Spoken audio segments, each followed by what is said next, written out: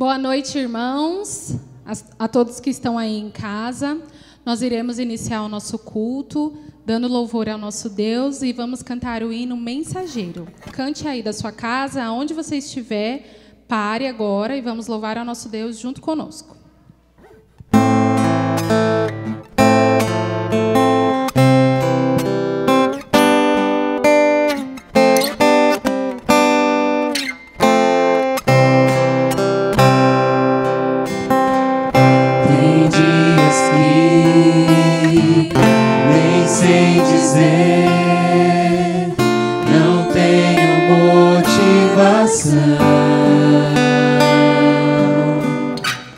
Eu sinto em mim uma dor sem fim, não sei dizer a razão.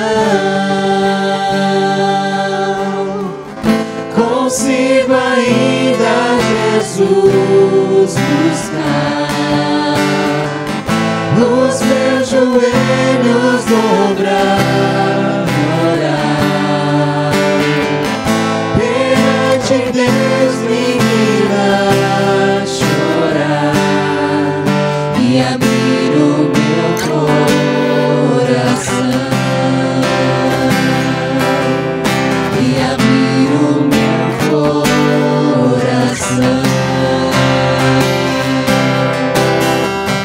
Já posso ver o sol brilhar, o vento a mais vem soprar, sem hesitar, irei sair, de meu Jesus vou falar. Sou mensageiro do Rei, Senhor, sou testemunha do seu amor. Ao mundo inteiro vou proclamar que Jesus vai aqui voltar, que Jesus vai aqui voltar. Sou mensageiro do Rei, Senhor, sou testemunha do seu amor. Ao mundo inteiro vou proclamar que Jesus vai aqui voltar, que Jesus vai aqui voltar.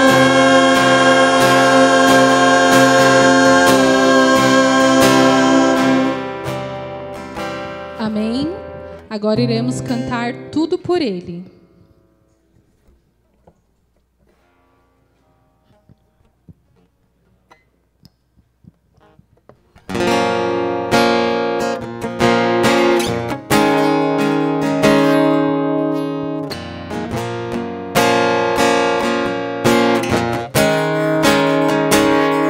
Os céus proclamam as obras do Eterno, galáxias cantam de sua imensidão, e uma voz com sons de glória ecoa em toda a criação, do grão que faz a vida irromper, o esplendor invisível faz nascer, e numa voz com sons de glória ecoa em nosso coração. Diante dele nos rendemos, é tudo por ele, tudo por ele.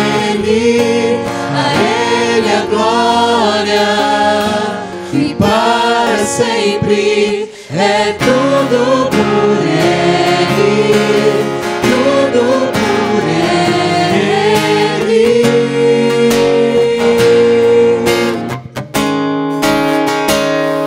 Em oração e na palavra seguiremos, em um só corpo rendido à missão, e nossa voz com som de glória irá romper a escuridão. Diante dele nos rendemos, é tudo por ele, tudo por ele. A ele a glória e para sempre. É tudo por ele, tudo por ele.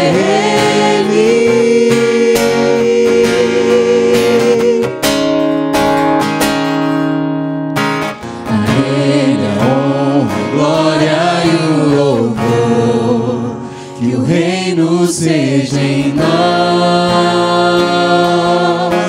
e nossa vida só por ele. A ele a honra, a glória e o louvor, que o reino seja em nós e nossa vida só por ele. A ele a honra, a glória e o louvor, que o reino seja em nós e nossa vida só por ele. Diante dele nos rendemos, é tudo por ele, tudo por ele. A ele a glória e para sempre. É tudo por ele, tudo por ele. A ele a glória e para sempre. É tudo por ele, tudo por ele.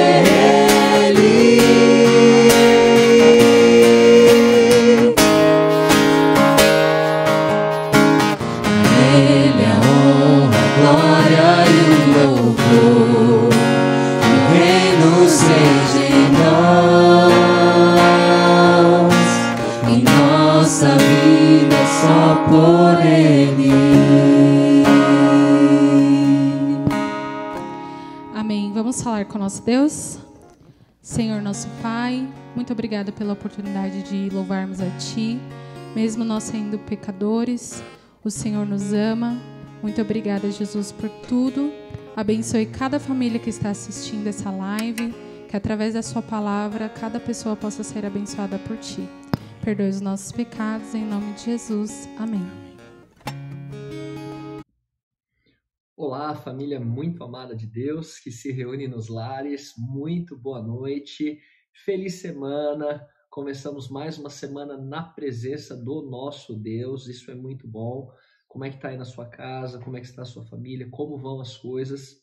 Espero em Cristo Jesus que você esteja conseguindo conduzir as coisas pelo poder e pela graça de Deus. Os dias não estão fáceis, somente colocando a vida na mão de Cristo realmente que a gente pode vencer os desafios que enfrentamos no dia a dia, nas questões familiares, nas questões de trabalho e, acima de tudo, nas questões espirituais. A nossa luta é grande. Às vezes a gente olha muito as coisas que estão ao nosso redor e elas nos apavoram, quando existem realidades espirituais com as quais nós deveríamos ter preocupação ainda maior.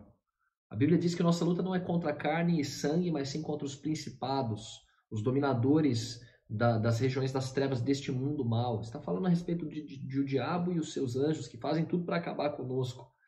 E às vezes a gente enxerga, quem sabe, um conflito familiar, alguém ali que está tentando dificultar a nossa vida, um problema de relacionamento, e a gente acha que a nossa luta é contra uma pessoa, quando na verdade existe um destino eterno que está em jogo, o nosso destino eterno, e a gente muitas vezes se apega muito às questões cotidianas e se esquece que o que está em jogo é a nossa vida eterna.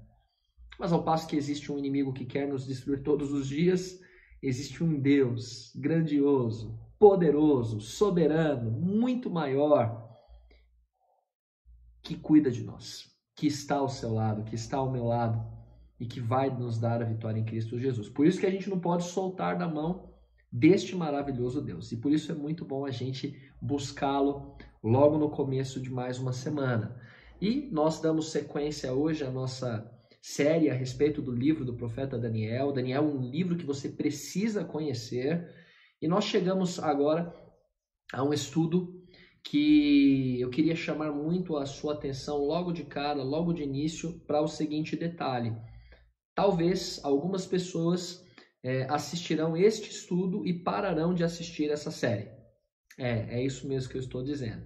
É possível que após tomar conhecimento das palavras contidas na Bíblia, que veremos hoje, e dos acontecimentos históricos que revelam o que a Bíblia está falando, o significado da profecia, é possível que algumas pessoas se sintam ofendidas, é possível que algumas pessoas pensem que é um recado dado, acabem entendendo que esta mensagem aqui é uma mensagem preconceituosa ou talvez uma mensagem de ataque contra um tipo de religião, um tipo de pensamento, um tipo de posição. Com todo carinho e todo respeito, diante de Cristo Jesus estou falando, quero dizer a você que quando a gente estuda a Bíblia com alguém, é muito comum isso acontecer. O quê? A gente vem estudando a Bíblia e é maravilhosa a palavra de Deus e a gente vai conhecendo as verdades que estão nela, mas quando o estudioso da Bíblia, a pessoa que está conhecendo a Bíblia, às vezes se depara com uma verdade que a incomoda, uma verdade que vem contra aquilo que ela acredita, aquilo que ela vive, aquilo que ela pratica, uma verdade que é contrária às vezes aos seus interesses, uma verdade que incomoda. Algumas pessoas preferem dizer, não, isso não é para mim, isso não tem nada a ver, está me atacando, não quero saber.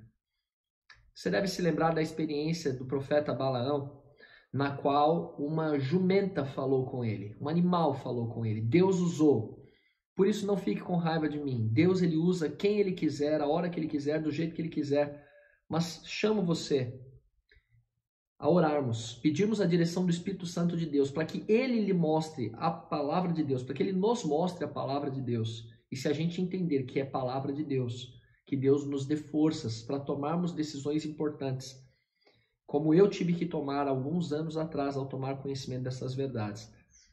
E essas verdades têm se apresentado a mim todos os dias e a cada dia é uma luta, é uma busca constante e a gente não pode parar, tá bem? Quero aqui incentivar você, não pare não por isso, mas pergunte para Cristo, peça a direção do Espírito Santo e entenda, se essa for a vontade de Deus, Deus vai dar poder para a gente poder vivê-la e assimilá-la e vivê-la. Vamos abrir a Bíblia no livro do profeta Daniel, capítulo 7. Quero fazer o comparativo com outro texto, Mateus capítulo 5, 17. Se tiver duas pessoas aí na sua casa, já pode abrir nos dois textos. Um abre em Mateus 5, 17, o outro abre em Daniel 7, 25. A gente terminou o estudo passado em Daniel 7, 25. Vamos fazer uma oração antes de lermos os textos? Feche os olhos, vamos falar com Deus. Querido Pai Celestial, aqui está sua palavra aberta diante de nós e nós queremos pedir a direção do seu Espírito Santo. O estudo de hoje, ó Deus, pode ser chocante para alguns, para outros pode parecer ofensivo, mas seria leviano de minha parte, ó Deus, pular esta parte da Bíblia, pular este ensino de sua palavra, esta revelação que a profecia traz em Daniel 7, e seria, ó Deus, contrário ao que o Senhor especifica lá em Apocalipse capítulo 14, de que deve ser anunciado que caiu a grande Babilônia. Permita então, ó Deus, que eu fale não da minha mente, mas da mente do Senhor, as palavras venham, para que nós possamos, ó Deus, ouvir o Senhor e termos a convicção de que é realmente aquilo que a sua palavra apresenta, e se houver a necessidade de nos posicionarmos, tomarmos uma decisão ao seu lado, que recebamos poder e graça do Senhor para fazermos isso. Em nome de Jesus, amém. Amém. Mateus 5,17 primeiro, então, paralelo com Daniel 7,25. Em Mateus 5, nós vamos encontrar o próprio Senhor Jesus Cristo falando, e no verso 17 ele vai dizer assim: não penseis que vim revogar, em outras Bíblias, abrogar, destruir a lei ou os profetas. Eu não vim para revogar, eu vim para cumprir. Portanto, encontramos o próprio Senhor Jesus Cristo dizendo o seguinte: eu vim cumprir a lei, eu guardei os mandamentos, eu guardo os mandamentos, eu não transgrido o mandamento. Aliás, se a gente for fazer um estudo aprofundado e olhar João, primeiro capítulo, do verso 16 ao 18, ali a Bíblia vai dizer que Jesus é o Verbo, e a Bíblia vai mostrar que o próprio Filho de Deus é quem sempre apareceu. Nunca foi Deus Pai quem apareceu, mas sempre foi o Filho unigênito que o revelou. Portanto, quando lá em Êxodo capítulo 20, a Bíblia diz que Deus dá a lei nas mãos de Moisés, a pessoa da Trindade que aparece ali é o Filho de Deus, é Jesus. Então foi Jesus quem deu a lei nas mãos de Moisés, e o próprio Cristo está dizendo agora: não vim destruir a lei, eu guardo a lei. E Jesus diz lá em João 14,15, que quem me ama guarda os meus mandamentos. Portanto, Jesus, ele diz, a lei está mantida. Não é meio de salvação, mas é o estilo de vida do cristão. A lei está em vigor. Jesus não a destruiu.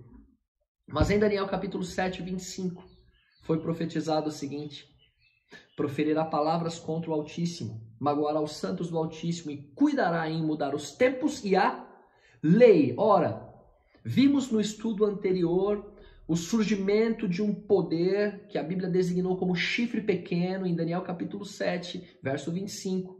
E esse poder, que aparece lá desde o verso 8 de Daniel 7, o chifre pequeno é um poder que vem realmente para blasfemar contra Deus, para perseguir os cristãos e para mudar a lei de Deus. Ora, se Cristo diz, eu não mudo a lei, eu não mudei a lei, não vim para fazer isso, um poder que se apresenta para mudar a lei está contra Cristo, portanto é um poder que é anticristo. Anticristo.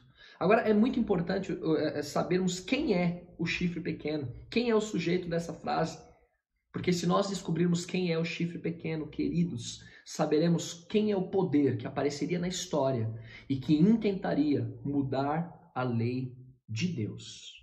Venha comigo. Vamos acompanhar, vamos retomar algumas coisas, relembrar algumas coisas que já vimos em estudos anteriores. Daniel 2, vimos lá que o rei Nabucodonosor teve um sonho, ficou perturbado. Verso 19 diz que Daniel recebe de Deus a revelação desse sonho, isso em Daniel 2, verso 19. Lá no verso 27, quando Daniel se apresenta já ao rei Nabucodonosor, ele diz: olha, rei, este sonho que você teve se refere aos acontecimentos dos últimos dias, ou seja, é um sonho profético que conta a história da humanidade até os últimos dias, desde os seus dias Nabucodonosor até os últimos dias. Vimos que o rei Nabucodonosor, rei da Babilônia, grande Babilônia, foi simbolizado pela cabeça de ouro. Babilônia reinou do ano 605 a 539 a.C. Então Daniel disse ao rei, no verso 39, sobre um segundo e um terceiro reino. No cumprimento histórico foi o Império Medo-Persa, seguido pela Grécia de Alexandre o Grande. Falou de um quarto reino, simbolizado pelas pernas de ferro, Roma Imperial, existindo do ano 168 a.C. a 476 depois de Cristo. E agora os pés, parte de ferro, parte de barro, representando um reino que seria dividido. Após o ano 476, você sabe que Roma foi rachada, dividida, vencida por 10 tribos bárbaras, que eram os germanos, os francos, burgundos, suevos, anglo-saxões, visigodos, lombardos, preste atenção nos 3 últimos, érulos, vândalos e ostrogodos. Seguindo a profecia, a Bíblia avança e vimos no capítulo 7 do livro de Daniel também que agora quem vai ter um sonho não é um rei, mas quem vai ter um sonho é o próprio profeta Daniel. E ali o texto diz que Daniel ele sonha, isso Daniel 7 do verso 1 a 3. Não estou lendo porque já lemos em estudos anteriores, tá bem? Se porventura você perdeu, procure aí nas redes sociais, você vai encontrar os estudos anteriores. Daniel 7, 1 a 3, o texto diz que Daniel viu um mar revoltado, as ondas, o vento forte soprando e 4 animais grandes, diferentes uns dos outros, subiam do mar. Bom, quando a gente vai ver a interpretação da profecia, o verso 17 diz que estes 4 grandes animais, na verdade, representam 4 reinos que se levantariam da terra. Daniel 7 apresenta exatamente os mesmos 4 impérios que Daniel 2 apresentou. Mas Daniel 7 dá mais detalhes a respeito deles. O primeiro animal que apareceu, simbolizando o primeiro império, foi um leão com asas de águia, simbolizando Babilônia também. É o paralelo com a cabeça de ouro. O segundo animal era um urso, trazendo 3 costelas na boca, simbolizando o Império Medo-Persa, que no sonho da estátua de Daniel 2 era o peito e os braços de prata. O terceiro animal é um leopardo com 4 cabeças, simbolizando o grande Império Grego. O quarto animal, representando o quarto império, que já sabemos que é Roma. Lá em Daniel 2, as pernas eram de ferro, lembra? Representando o quarto império. Este quarto animal não tem nome. E o texto diz que ele é terrível, espantoso, sobremodo forte, arrebenta com tudo, como ferro faz, a tudo quebra, esmiuça. Era diferente de todos que apareceram antes dele e tinha 10 chifres. Olha que espetáculo a profecia, agora apresentando símbolos diferentes, mas falando de mesmos acontecimentos. O quarto império é Roma. Os 10 chifres simbolizam, como nos pés da estátua, os 10 dedos dos pés simbolizam, os 10 chifres representam também 10 tribos bárbaras. E aqui é o que eu disse, a profecia vai além. Porque agora em Daniel 7, verso 8, o texto diz: estando eu a observar os chifres, eis que entre eles, ou seja, quem são esses chifres? Os 10, as 10 tribos bárbaras, germanos, francos, lombardos, enfim. Estando eu a observar os chifres, eis que entre eles, entre os 10, subiu outro pequeno. Preste atenção neste poder que aparece aqui na história.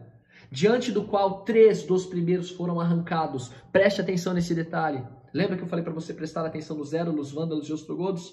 O texto diz que 3 chifres seriam arrancados pelo chifre pequeno. E eis que neste chifre pequeno havia olhos como os de homem, uma boca que falava com insolência. Impressionante. Daniel 7:21 diz: eu olhava e eis que esse chifre fazia guerra contra os santos e prevalecia contra eles. Verso 23. Então ele disse: o quarto animal será um quarto reino na terra, o qual será diferente de todos os reinos, devorará toda a terra, pisará os pés e a fará em pedaços. Os 10 chifres correspondem a 10 reis que se levantarão daquele mesmo reino, e depois deles se levantará outro, o qual será diferente dos primeiros e abaterá 3 reis. Queridos, é muito clara a profecia, é muito clara. Perceba que eu estou sendo um pouco rápido aqui, estou basicamente lendo os textos sem dar muitos detalhes, porque é muito clara a profecia. O texto mostrou para nós um quarto animal, simbolizando Roma. Em seguida, o texto diz que de Roma, 10 chifres, representando 10 reis, as 10 tribos bárbaras que já vimos, elas então eliminariam Roma. E no meio desses 10 chifres, no meio dessas 10 tribos bárbaras, nestes dias, apareceria um chifre pequeno, e o texto no verso 24 diz que ele seria diferente dos primeiros chifres, e que ele abateria 3 reis. E o verso 25, o verso inicial que lemos: proferirá palavras contra o Altíssimo, magoará os santos do Altíssimo, cuidará em mudar os tempos e a lei. Os santos lhe serão entregues nas mãos por 1 tempo, 2 tempos e metade de 1 tempo. Agora eu quero analisar com você cada um desses elementos que a profecia apresentou. Lembre-se que Roma dominou o mundo conhecido da época de 168 a.C. a 476 d.C. Lembre-se que os 10 chifres ou 10 pontas que viriam após Roma são os 10 países que se levantariam, os 10 reis, 10 tribos bárbaras que eliminaram Roma. Germanos originaram a Alemanha, francos a França, burgundos a Suíça, assim por diante. Já falamos sobre isso, por isso estou só fazendo um breve resumo aqui, mas chamo a sua atenção para o 8º, 9º e 10º reino. O 8º, 9º e 10º chifre, os Érulos, os Vândalos e os Ostrogodos. Queridos, eles não se tornaram nações da Europa. Na verdade, estes povos foram destruídos. Estes povos deixaram de existir. E, queridos, aqui nós já não estamos falando mais do texto bíblico em si, mas estamos falando do cumprimento histórico da profecia. Quando você vai pesquisar na história, você verá que os Érulos, os Vândalos e os Ostrogodos foram destruídos, deixaram de existir. Mas a Bíblia disse para nós que quem destruiria esses 3 reinos seria o chifre pequeno. E a Bíblia disse para nós que é o chifre pequeno que mudaria a lei de Deus. E é o chifre pequeno que está contra Cristo. Por que falei para você que este estudo é um divisor de águas? Por que falei para você que este estudo possivelmente vai fazer com que algumas pessoas parem de assistir daqui por diante? Porque a partir de agora vamos descobrir quem é o chifre pequeno. E isso vai incomodar alguns, mas com todo carinho e todo respeito, preciso dizer para você, ninguém aqui, e a Bíblia, a própria Bíblia, não está falando sobre pessoas. Cristo ama todas as pessoas. Cristo ama todos os seres humanos. Cristo morreu por todos os homens. Mas a Bíblia apresenta um poder, e veremos que é um poder religioso. E algumas pessoas já disseram, olha, podemos conversar sobre tudo, mas sobre política e religião a gente não conversa. Pois é, a gente vai falar sobre religião. Mas quero que você saiba que não estou falando aqui sobre pessoas. Seria leviano se não mostrasse o que a Bíblia diz, porque a Bíblia vai mostrar um poder religioso que derrubou os Érulos, os Vândalos, os Ostrogodos, que mudou a lei de Deus, que feriu o povo de Deus durante muitos anos. E se você é uma pessoa sincera, e creio que você é, ao ler esse texto, se isso impactar a sua vida, se isso vier contra aquilo que você crê até hoje, ore a Jesus, peça a direção de Deus, e o Senhor Deus certamente vai acalmar seu coração e vai mostrar para você o caminho que você deve seguir. Lembre-se que não importa tanto quem está falando, mas de onde vem a mensagem, nós estamos extraindo da Bíblia a mensagem. Queridos, quem é o anticristo? Quem é o chifre pequeno de Daniel 7?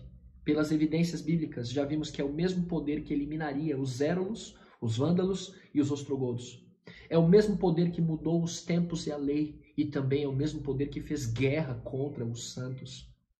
Quando vamos à história, nós descobrimos que no final do 4º século foi um poder religioso que desejou unir todas as tribos bárbaras sob a bandeira de uma mesma religião. Mas 3 tribos bárbaras não aceitaram. Foram elas exatamente os Érulos, os Vândalos e os Ostrogodos. E quando a gente vai pesquisar na história, e veja, estão disponíveis nas bibliotecas, no Google, na internet, essas informações. Confira. Não fica apenas com o que estou dizendo, mas confira se é fato o que estou dizendo. Um poder religioso se uniu a poderes políticos para destruir países, tribos bárbaras, os Érulos, os Vândalos e os Ostrogodos. Como isso foi feito? E veja, nós estamos aqui agora como detetives realmente investigando a história, buscando respostas. Porque se a gente souber quem destruiu os Érulos, os Vândalos e os Ostrogodos, nós saberemos quem é o chifre pequeno de Daniel 7, quem é o anticristo. A história nos conta que no ano 493 os Érulos foram expulsos da Itália por Teodorico, que era rei dos Ostrogodos. Só que Teodorico não estava sozinho, mas um líder religioso, uma igreja, um poder religioso se uniu a ele e exigiu que os Érulos fossem expulsos da Itália por não aceitarem os ensinos desta igreja. Primeiro tribo bárbara que foi eliminada, então foram os Érulos. Depois, este mesmo poder religioso que tinha se unido a Teodorico agora se une ao Império Romano do Oriente. Uma parcelinha do Império ainda continuou existindo, não era mais a grande Roma, mas Roma Oriental. No ano 527, Justiniano, que era o imperador de Bizâncio, ele, unido a este poder religioso, a este líder religioso, expulsou os Vândalos e recuperou grande parte das antigas possessões romanas do norte da África. Segunda tribo bárbara eliminada, agora são os Vândalos eliminados. Falta uma ainda. E aqui, neste texto, está a bibliografia logo aqui abaixo. Logo aqui abaixo aparece no Código de Justiniano e também aparece no Cambridge Medieval History. Você vai encontrar estas informações que estão aqui. O que foi que aconteceu no ano 538? A história nos conta que no ano 538, o imperador Justiniano fez desembarcar os seus exércitos na Itália. Ele tirou a cidade de Roma das mãos dos ostrogodos e a entregou ao líder da igreja de Roma. Com isto, o imperador pôs em vigência um decreto, o qual reconhecia o Papa Romano como cabeça de todas as santas igrejas e cabeça de todos os santos sacerdotes de Deus. E a partir de então este poder religioso passou a ter um exército à sua disposição, passando a ter autoridade civil. Queridos, repito, a Bíblia não fala de pessoas, mas a Bíblia está mostrando para você e para mim. E a história comprova que um chifre pequeno apareceria, seria um poder diferente dos outros, um poder que tentaria atacar o próprio Deus. E a história nos comprova que a Igreja Romana, no ano 538, fez uma aliança com o Estado. Portanto, Estado e Igreja se unem e eliminam 3 tribos bárbaras. Isso não seria nada demais se a Bíblia já não tivesse dito que isso aconteceria antes e que este poder é o anticristo. E aí, o que você acha disso? Repito, não estamos falando aqui a respeito de pessoas, mas de um sistema que foi usado pelo inimigo de Deus para poder perseguir, oprimir o povo de Deus e mudar a lei de Deus. Daniel 7:25 vai apresentar outra evidência, está destacado em branco. Vou ler o texto todo novamente. Perceba o que a Bíblia fala sobre o que o chifre pequeno faria: proferirá palavras contra o Altíssimo, magoará os santos do Altíssimo, cuidará em mudar os tempos e a lei de Deus. Queridos, isso é muito sério.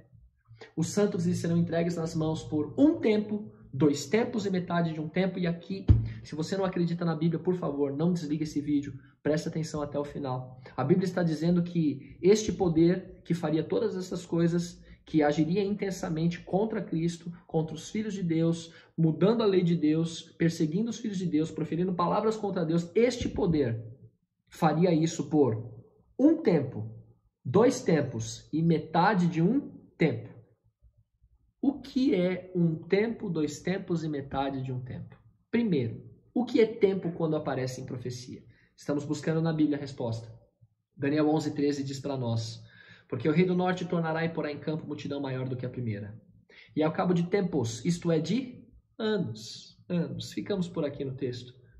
Daniel 11 está apresentando para nós um princípio importante de interpretação profética. Quando aparecerem tempos, na verdade são anos. Ok. Agora, será que é 1 ano, 2 anos e metade de 1 ano? E foi isso daí? Então seriam 3 anos e meio? Só esse período que esse poder faria tudo isso? Por 3 anos e meio? Não. Nós veremos em Ezequiel 4:7 agora que existe um princípio que chamamos de dia-ano. Veja só. 40 dias te dei, cada dia por 1 ano. Queridos, quando em profecia aparece um período de tempo, cada dia vale 1 ano. Cada dia vale 1 ano. Vamos então entender o que é 1 tempo, 2 tempos e metade de 1 tempo? Acompanhe aqui, veja se isso faz sentido. 1 tempo, 2 tempos, metade de 1 tempo são 3 tempos e meio. Vimos que tempos são anos, portanto são 3 anos e meio. Se fôssemos usar o nosso calendário, que é o calendário, a gente usa, se baseia no sol, né? O ano teria 365 dias, porém o calendário usado pelos profetas, pelos judeus, o calendário usado pelos hebreus é o calendário lunar. E o ano ali tem 360 dias. A conta fica até mais fácil, então são 3,5 vezes 360, o que dá 1.260 dias. Então são 1.260 dias de ação intensa desse poder? Seriam só dias, mas a profecia de Ezequiel 4, verso 7, explicou para você e para mim que, na verdade, cada dia vale 1 ano.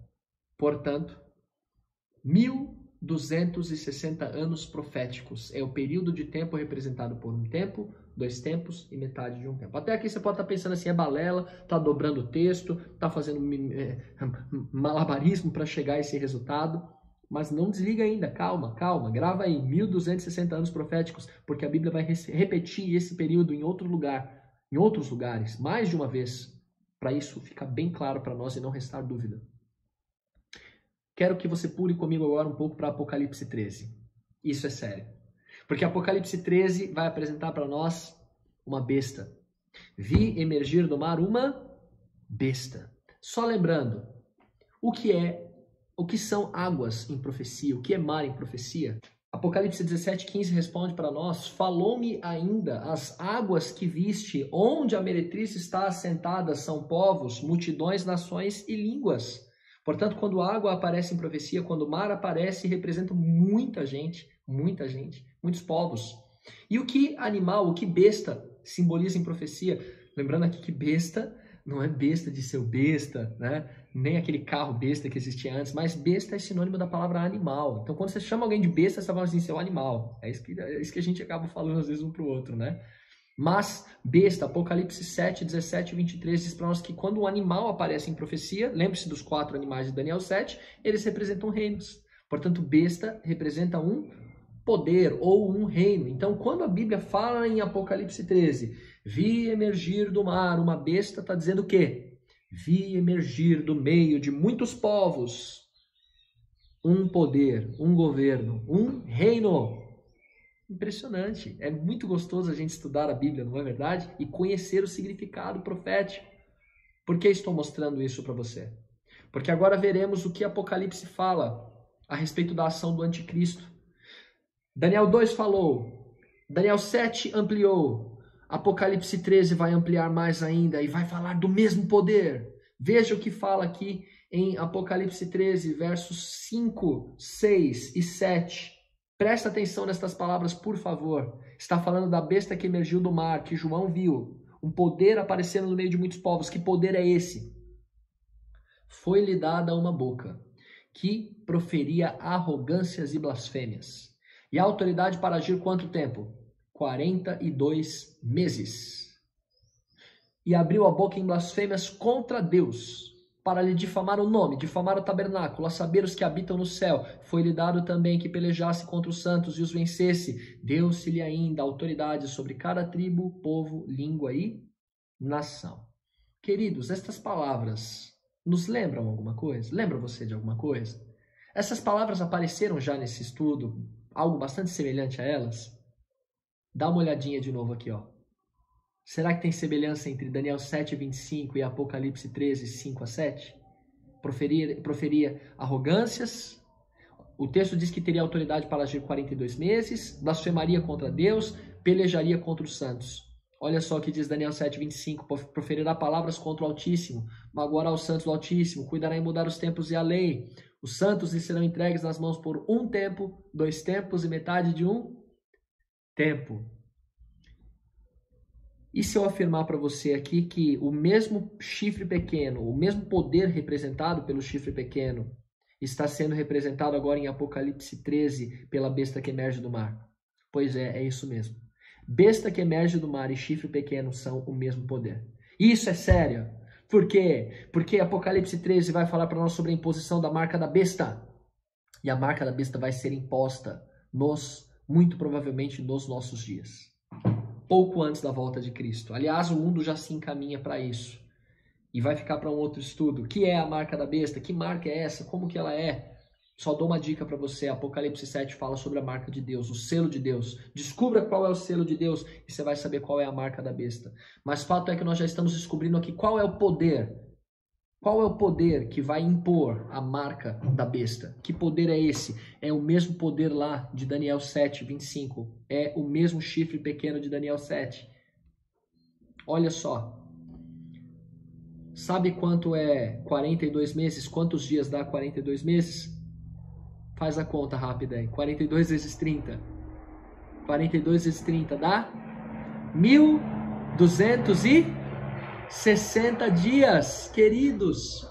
O texto de Apocalipse 13 está sendo explícito, dizendo o seguinte: este poder vai ter autoridade para governar, para perseguir, para matar cristãos por 1.260 dias, por 42 meses. Isso é seríssimo, gente.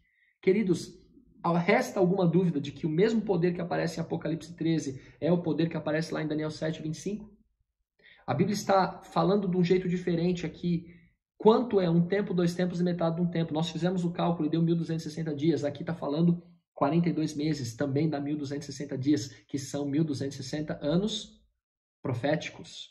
Agora veja o que vai dizer Apocalipse 12, verso de número 6.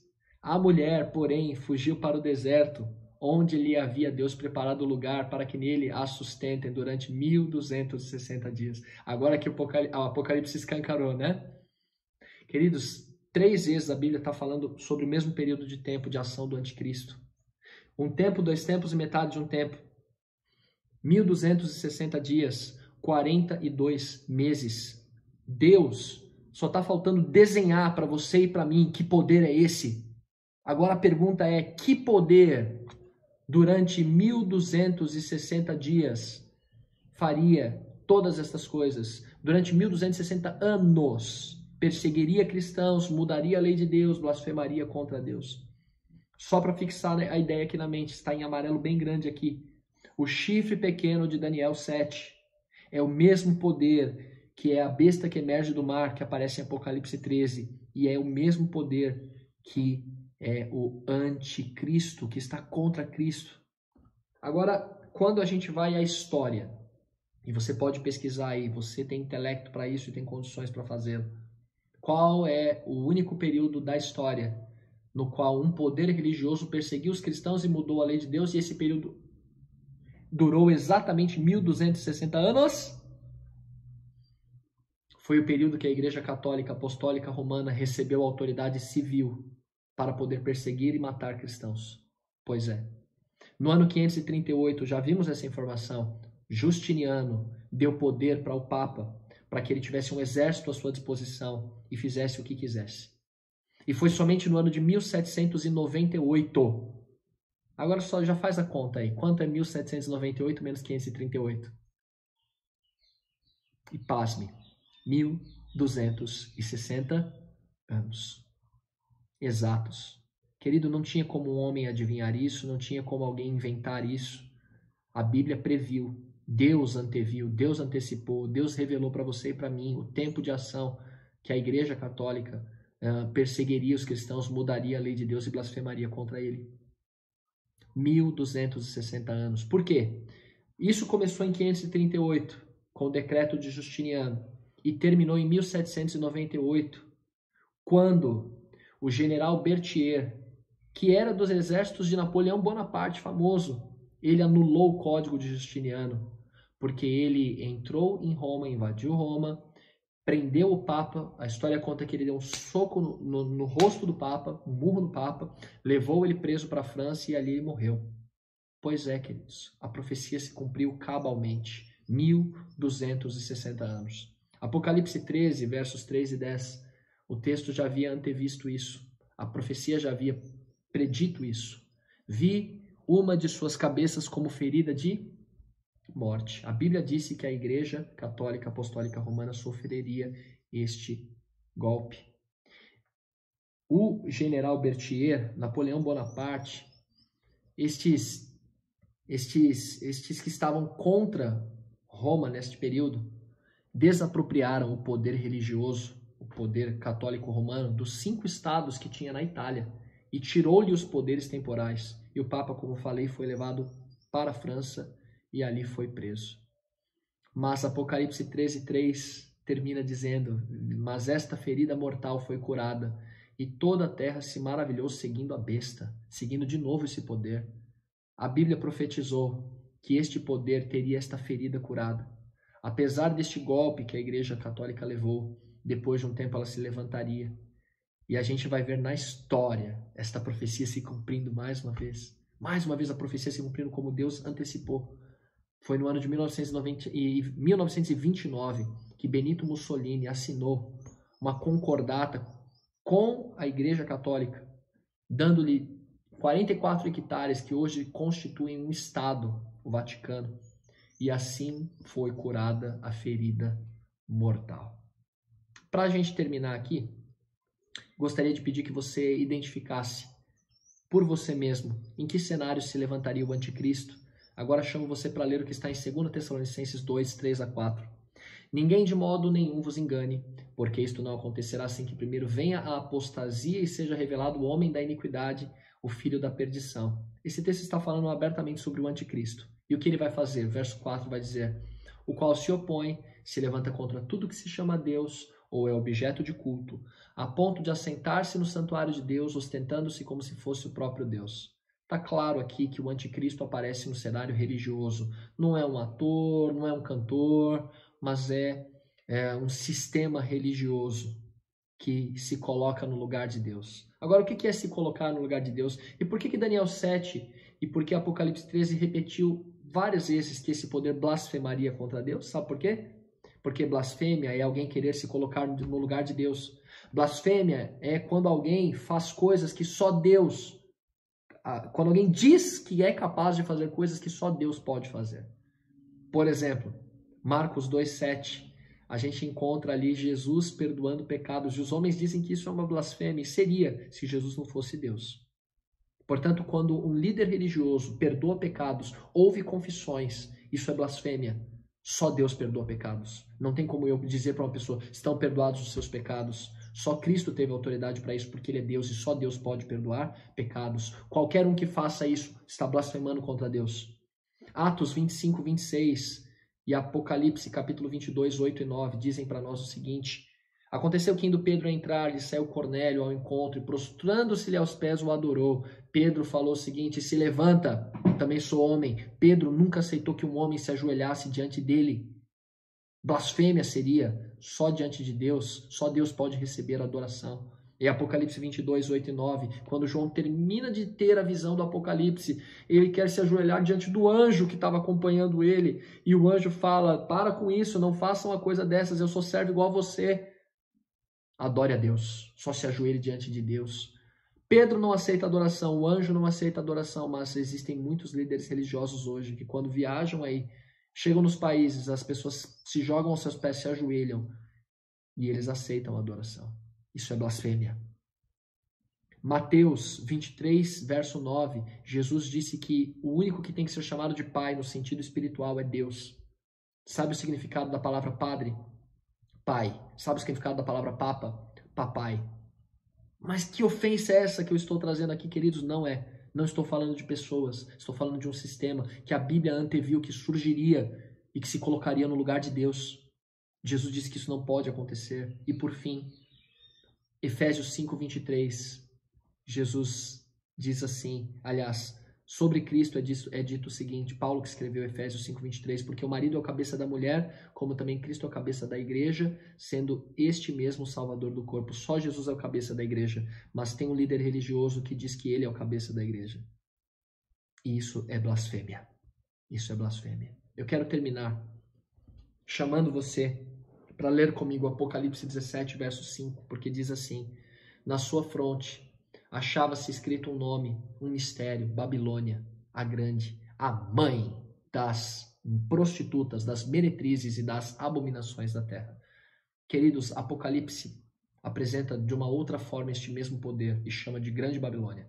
Babilônia. Lembra que a cabeça era de ouro? Lembra que a cabeça é que manda no corpo? Babilônia simboliza confusão e a confusão vai existir até o final da história. Babilônia era sede de idolatria, de adoração a falsos deuses. E através da igreja romana, infelizmente, foram inseridos vários erros no cristianismo. Doutrinas falsas, doutrinas de homens que não estão na Bíblia, ensinos de demônios, ensinos que não vêm de Deus. E este poder, a Bíblia chama ele de mãe. E se é mãe, é porque tem filhas. E essas filhas são chamadas de meretrizes prostitutas. Ou seja, a Bíblia apresenta uma igreja que distorceu a Bíblia.